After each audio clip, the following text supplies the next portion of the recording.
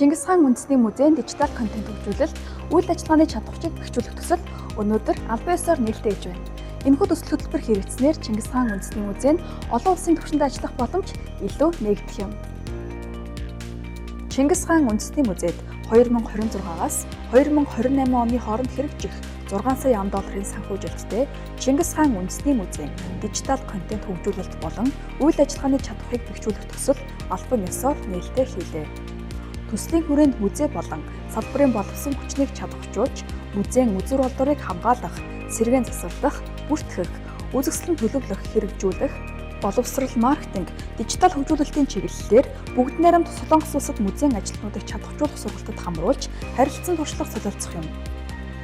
Энэхүү төсөл нь Монгол улсад 1990 оноос хойш хүмүүнлэг соёлын салбарт хийгдэж байгаа хамгийн том төсөл. За энэ төслийг хэрэгжүүлснээр нь 3 үр дүн гарна.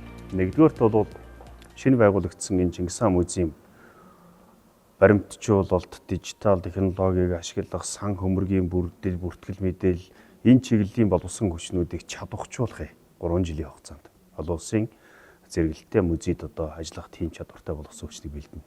Хоёрдугаарт давхар болгонд тодорхой контентуудыг хийх.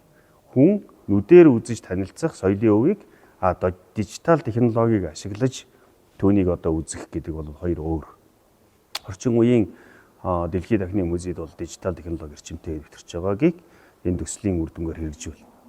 Гуравдугаарт бол энэ төслийн хүрээнд Монгол болон Солонгос улсад урт богийн хугацааны олон удаагийн сургалт байгаа.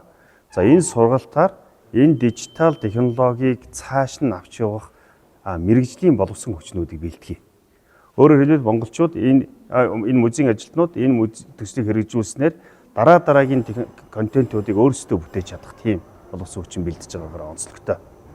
Тэгэхээр энэ төсөл бол манай Чингис хаан музейд хэрэгжснээр үр дүнд хүрвэл Төв Азийн бүс нутаг, ер нь энэ бүс нутагт хамгийн орчин үеийн технологиг их үзмрүүдтэй хослуулсан тийм музей болж чадна.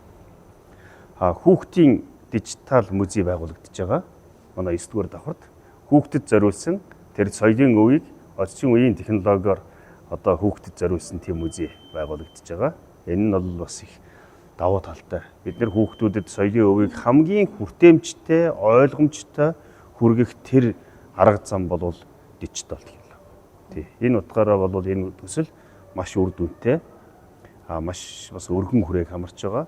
Төслийн хүрээнд ганц Чингис хаан музей биш, энэ соёлын өвийг хадгалж хамгаалж хэрэгжүүлж байгаа энэ сурталчилж байгаа бусад музей, соёлын өвийн төв судалгааны хүрээлэнгүүд оролцож байгаа. Энэгээрээ бас их давуу талтай. Мөн тус төслөөр хадгалалт хамгаалалтын орчинд сан хөмрөг дотор аюулгүй байдлаас гадна органик бус үзмрүүдийг хадгалах, чийгшил, халуун хүднийг тохируулдаг тусгай тоног төхөөрөмж бүхий автомат шүүгээ нийлүүлэгдэх ба энэ нь соёлын өвийг аюулгүй байдалд хадгалж, эрсдлээс хамгаалж буй хэрэг юм. Бидний төслийн гол зорилго нь 3-аас 9 давхар хүртэлх танхимуудын үзмрүүдээс сонгож, дижитал контентыг хөгжүүлж, музейн мэргэжлийн ажилтнуудын чадварыг бэхжүүлнэ. Мөн музейн сан хөмрөг, хадгалалт, сэргээн засварлалтай холбоотой ажилчдад зориулсан үйл ажиллагааны гарын алга, маркетинг болон сурталчилгааны хөтөлбөрүүдийг боловсруулж өгнө.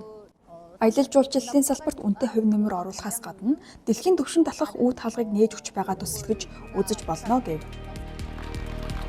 Төслөөс гарах үр дүнд сургалт судалгааны үр дүнгээр музейн үйл ажиллагааны үндсэн чиглэл хүрээр гарын авлага гаргаж салбарын хэмжээнд ашиглуулна.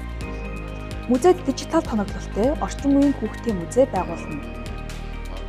Музейн 3-аас 9-р давхрын онцлог үзмжтэй хэсгүүдэд дижитал дэвлэлт, контент, тоног төхөөрөмжийн хамт нэмэлтээр дэвлэнэ. Мөнгөн модны тэнхимд нэмэлтээр хар хорин хот мөнгөн модны контент, цахим нээлттэй сан хөмрөгийн системд суйрлуулж дижиталжуулна. Үзмрийн хадгалалт, хамгаалалт, баримтжуулалт, үзүүлэлт эзэлтэд шаардлагатай автомат шүүгээ, 3D скан, шилэн хорго тэргүүтэй тоног төхөөрөмж нийлүүлэгдэх юм.